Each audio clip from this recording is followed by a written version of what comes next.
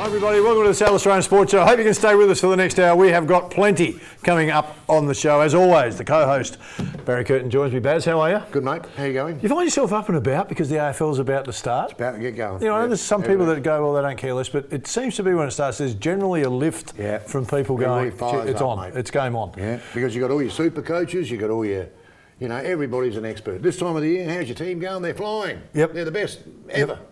Aren't they? They're fitter, stronger, faster. All right, now here's one for you. Before you start, excuse me, I don't want to put doom and gloom on the Crows supporters for the year, but I think they're in for a tough year.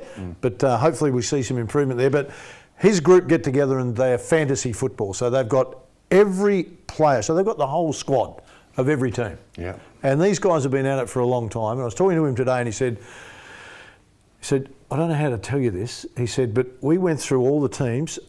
The Crows have got the worst squad from 1 to 42, worse than anyone. Yeah. Worse. He said, how does that happen? Yeah. I said, I don't know.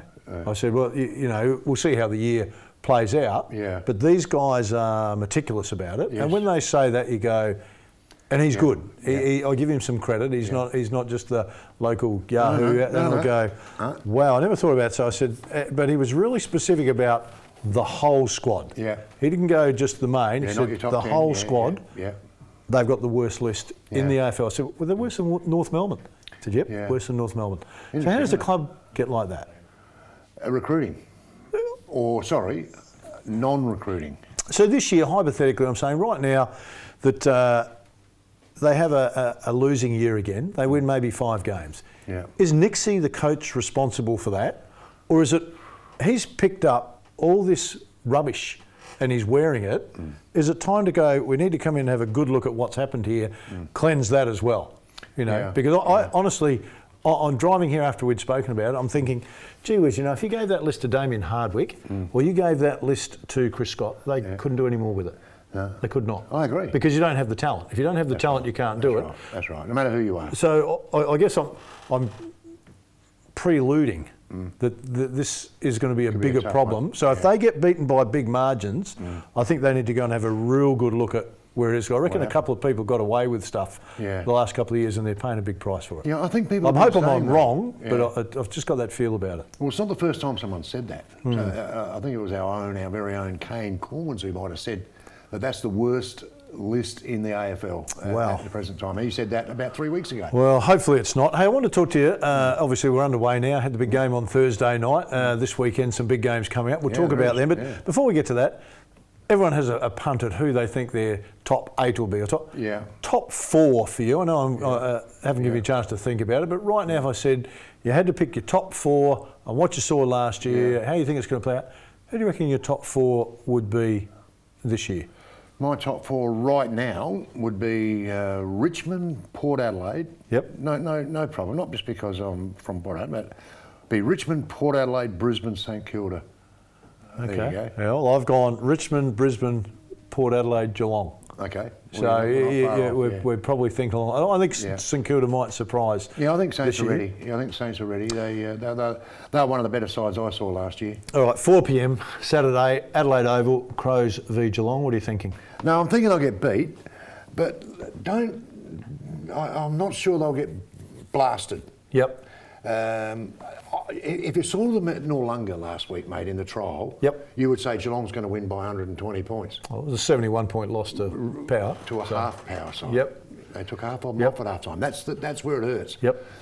So I think Geelong will win, but I don't think it'll be a massive margin. I don't think it'll be a big margin. Oh, I hope it's not. The other thing with the Crows, mate, I hope it's not. Is in their next few games. The Crows win. I think in their next few games, they've got real genuine chances of winning. Yep. They play Sydney, North Melbourne, you know, so it's not all doom and gloom at the moment. No, I don't reckon it is, but there's a part of me that wants them to win, and there's another part that's saying, if these problems are hidden, then let's have some big losses so they're exposed. Because, you know, if you have those middle losses, you kind of think you're getting there, but you're not really because you can't, because the anchors are too deep. Yes. Don't want to get on the back of last year. They won 3 or 4 games at the end of the season, which were really good wins, so we're up and about. You know, and so sometimes those problems get covered over. And then they come and bite you later on. I just don't want the club to have to go through this again in another couple of years. I want to get it all out of the way and go, here we go, the Crows are up and about, we're all moving forward because it's fantastic. Go back and look at those wins.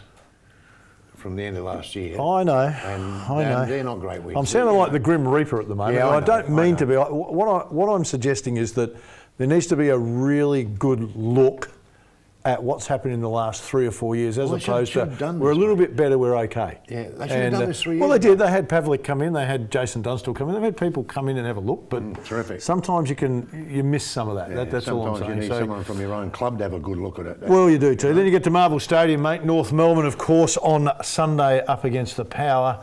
Yeah. I'm thinking this one is going to be a massacre. Cones. Just the cones. Oh, they'll be using them as cones.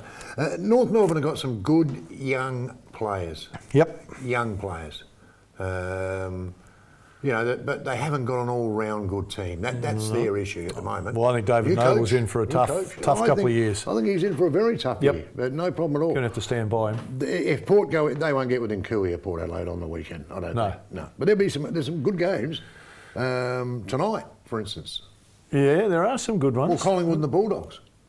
That will be a good one. I mean, they'll watch the SA Sports Show first. I'll go to the Bulldogs. Exactly. Because I think that Collingwood are heading south, in my opinion. Hey, just quickly, one of the good players, maybe it's too hard for you to talk about, but one of the good players for Port Adelaide's taking a bit of a break. Is he taking a break because he's been a bad boy? Ill-disciplined, yes. Obviously, because he missed a training session. You don't miss a training session unless you're ill, unless you've got an issue. Yep. Well, he had no issue. All right. So now he's in... now the club's got an issue with him. Tom Jonas said that he now has to work really hard to earn the trust back. All right, we need to get to the news because Chelsea's waiting for us. Chelsea, what have you got for us? Thanks, guys. Hi, I'm Chelsea and I'll be bringing you your sporting news update for this week. Well, it's that time of year again. AFL is finally back. Last night, the season opened with a great game between last year's premiers, the Richmond Tigers, versus crosstown rivals Carlton. Tomorrow, the Crows will have to prove themselves against last year's runner-ups, the Geelong Cats, in a twilight match at Adelaide Oval, while Port Adelaide will attempt to win against North Melbourne at Marvel Stadium on Sunday. 40,000 fans will be able to watch the match at Adelaide Oval, while in Melbourne the Marvel Stadium's capacity will remain at 50%. We wish both teams good luck in the opening round. Adelaide United star Cassini Yengi was the target of derogatory racial slurs following the team's victory last Saturday. Internet trolls took to Yengi's Instagram following United's 3-1 win over the Melbourne Victory to make racially motivated comments that have since been removed. Officials from both clubs have condemned the comments and are helping with an investigation into the incident. Yengi helped the side win over the Victory, scoring 1 goal and 1 assist in the second half. To basketball, where the Adelaide 36ers were overrun by the Perth Wildcats in Sunday's NBL Cup. The 36ers showed a promising start in the match with the inclusion of Brandon Paul on debut, but weren't strong enough in the second half. The Perth Wildcats proved to be an unstoppable team, turning the match on its head in the second half, securing the NBL Cup. The 36ers will play the South East Melbourne Phoenix tomorrow night. Good luck to the 36ers. They were so close last week. Let's hope they get a win. Well, that's all we have time for. I'll be back next week with another sporting news update. We'll be back after the break.